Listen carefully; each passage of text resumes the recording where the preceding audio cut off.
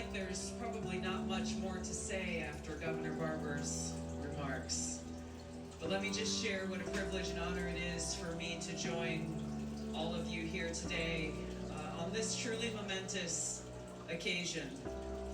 I can only imagine the mixed emotions and feelings that all of you have, especially those who were here 20 years ago, maybe those who were forced to evacuate, those who lost loved ones, those who were first responders, those who serve in our National Guard and responded in the wake of this disaster.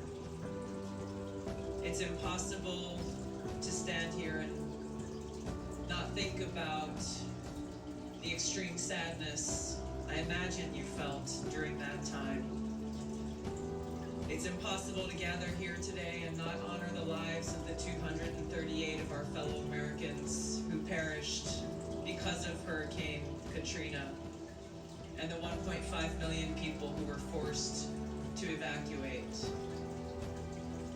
But it's also impossible not to stand here today and celebrate the resilience, the strength, the courage, and kindness that can only come from the deepest place in our hearts and can only be inspired by the knowledge and faith in God's unconditional love for every one of us.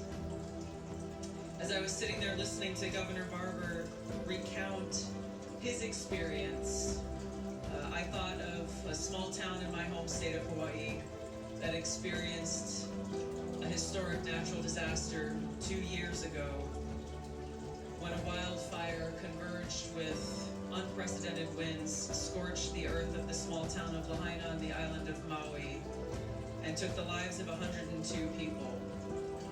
The words that I've heard from some of your leaders here today, remembering what happened here 20 years ago, saying it looked like there was an atomic bomb that went off here on the coast. Utter destruction, everything gone. That was the same words that I heard used in the days after that fire in Maui. And in each of these examples, we will always remember those who were lost. But my hope is that we remain inspired as we stand here 20 years later by what came after, and remember the unity that we felt.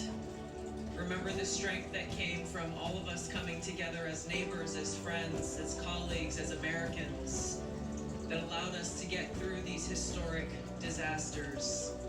And recognize that, yes, as we come together in the wake of these disasters, there are challenges that we face every day.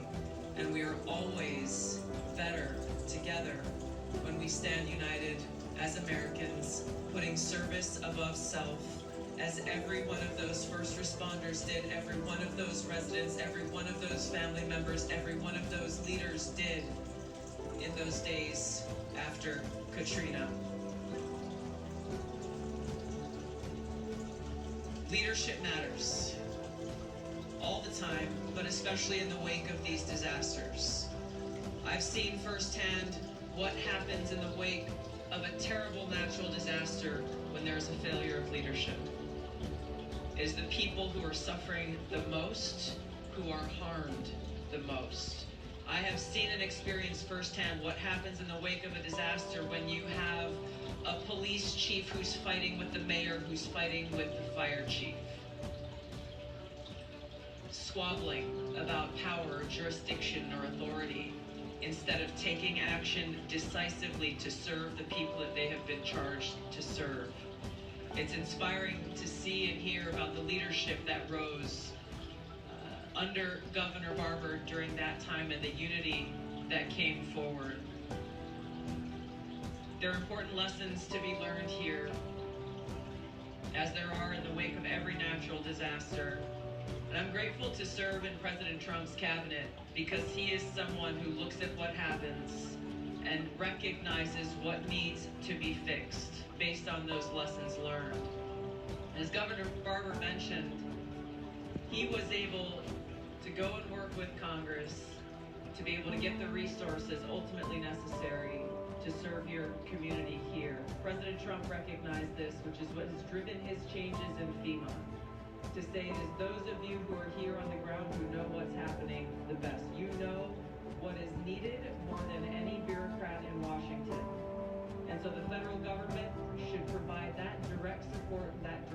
aid to the state, cut the bureaucracy and the